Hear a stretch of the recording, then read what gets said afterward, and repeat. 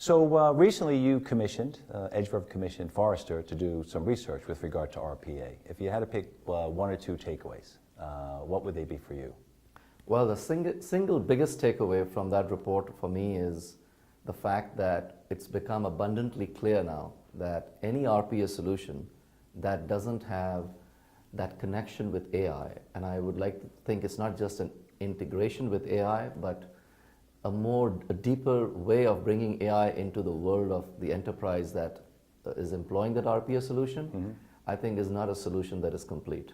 And we are absolutely thrilled that we are already on that road, if you will, with success and with a product that actually is a part of our AI platform as well. Yeah. And so it's not so the story we are telling and that is playing out really well is that if you have that solution, you are future-proofing yourself. Absolutely. And our customers are really thrilled about that. And so we were very, very pleased to see that as a major point come through from that report as well. So by the way, I'm not just saying this because you're here, but I agree 1,000%, and you're one of the first people that I've heard address it this way. Typically, we're speaking to the kind of the RPA sector. It's all about RPA. If we're speaking to the AI folks, it's all about AI as opposed to RPA. But what you realize, and I agree, is that you know, regardless of where you start, where it's going to go. So why not be AI ready, if you will? And it's because it's not all about the technology. I think people get all hung up about these words, these acronyms, and if you think about AI, it's been around forever. The definition has changed over the decades. And it's not about this piece of technology being the silver bullet, if you will. It's about looking at what drives business value. And from our point of view, customers ought to be, enterprises ought to be on a continuum, if you will. And if they are truly serious about digital transformation, there are so many different things they ought to consider. And you can change the names of these offerings to anything, really. It wouldn't matter. But at the end of the day, they have to be able to drive from their data to a point where they can take actions based on the insights that are resident within that data but hidden from them, and automate the process as much as possible so they can do more value-added work and perhaps increase their competitiveness, if you will. So for us, it's all about that continuous improvement, if you will. So we believe that if an enterprise is on that path, they are going to continue to transform themselves. And this is not, there is no end point in this, really, actually. Digital transformation is really a journey. I hate to say it's a never-ending journey because there will always be something new to aspire for. So it's a matter of continually working on it. No, I agree. And being ready for the next step, right? The next phase, if you will, is always an advantage. So I like the strategy. I agree with it. So in your role, you speak with a lot of customers. You have to listen to the marketplace. You have to think about how to communicate or what is going to trigger interest. What are you seeing? What observations do you have as far as what seems to be resonating with the marketplace? So in the past year or so, I've spoken to probably over 200 executives from different organizations. And sometimes the conversations have been deep and meaningful and insightful, and sometimes they've been fairly superficial. But the one trend that seems to be fairly consistent is that people do know the expression artificial intelligence. They kind of don't know what that means for them. I'm not speaking for everyone, but this is a very commonly expressed thought, or I should say it's not very explicitly expressed, but it is something that you glean in the conversation with them. Now, they do know they need to automate a few things. They do understand that they need to transform themselves. And again, so if you go back to the essence of what they're trying to do, I think it's something that we can help them with. Because if they understand that they need discipline around their data, and they need discipline about how to automate certain functions, certain processes, certain tasks, all of those things, and start to build intelligence into it, they will automatically be entering the realm of AI without even realizing that they are there.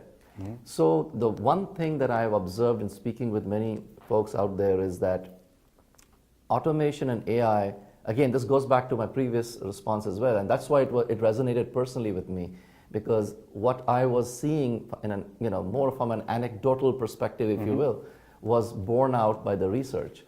And that is, people, if they get started with meaningful automation today, even though it may be very elementary, if you will, or very robotic, if you will, but as they moved along, we could get to a place where things are more cognitively driven, and they are in the AI zone, if you will. Now, the other aspect that I've learned in speaking with folks is, while some of them do get this, and they're already on the path, they still have a little bit of hesitation of saying, from the point of view that here is an AI platform on which I'm going to build new applications, or I need to have something vastly different from what I currently own. Keep in mind, many organizations have been wedded, if you will, to some of the larger software vendors out there. They run, almost their entire shops using their software. Our approach has been to project, promote, and help them deploy technology that is non-disruptive to that landscape, but helps disrupt their model to the extent that they gain advantage. Interesting. So how do you do that? What we have been saying to them, and this is something that resonates as well with them, is take baby steps. You don't have to try something huge. If you're already doing automation, you're already on the path. If you're doing that and want to do something additional, think about that one thing that has been plaguing you, which your traditional enterprise software doesn't seem to address. What is that one thing that you would like to address? Perhaps there is a solution, and we do have some offerings in that space as well. There is a solution that addresses that very typical problem, and when I say typical, it may be typical to that business or that industry, and that can be solved by sort of, if I want to just really dumb this down, I'd say by dropping in the capability to do so within the existing landscape.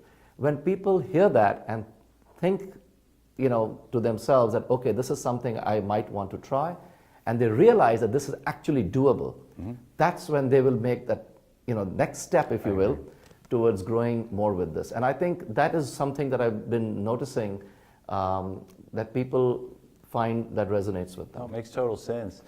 From your perspective, what is the, no pun intended, what is the edge that EdgeVerve has? When clients pick you, there's no shortage of so many players out there. There's new players, there's players that have been out there forever. When people select you, why do they select your organization? Well, that pun has been used by others as well, so you're not the first one. So don't worry about that. And thank you for saying that, because I do believe we have an edge. And the edge is, very simply put, it's our core strategy around automation, around AI, and around applications. When somebody chooses us as their trusted partner, what they get is the ability to make progress on any one of these depending on where they are in their own journey and life cycle. So for example, if just simple automation is what they want, we can get them started with Assist Edge, and we can progress them from there. If they are looking, because there are some who come to us saying that we want to look at a platform that has amazing machine learning capabilities, for example. Infosys NIA, our platform, has advanced machine learning, which has some very, very cool features, I would like to say.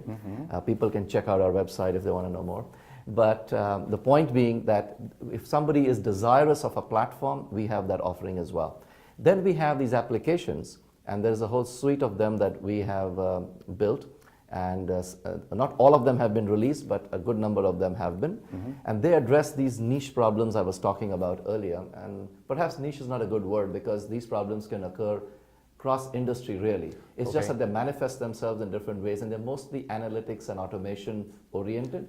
But we could solve them without disrupting somebody who may be running some other vendor's enterprise software. So we have this whole gamut of options that people can choose from depending on how they want to progress in their digital transformation journey.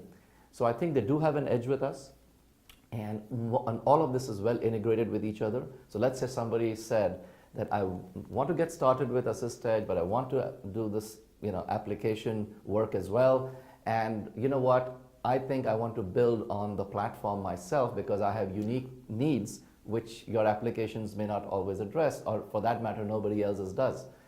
You're flexible We then. are absolutely flexible, and we have that entire range of offerings, if you will, that people can take advantage of. So we do have an edge. Oh, wonderful. Super. Well, Puneet, thank you again. Continued success to you and to your organization. Well, thank you, Frank. It's been a pleasure, and thank you for having me here in New York. My pleasure.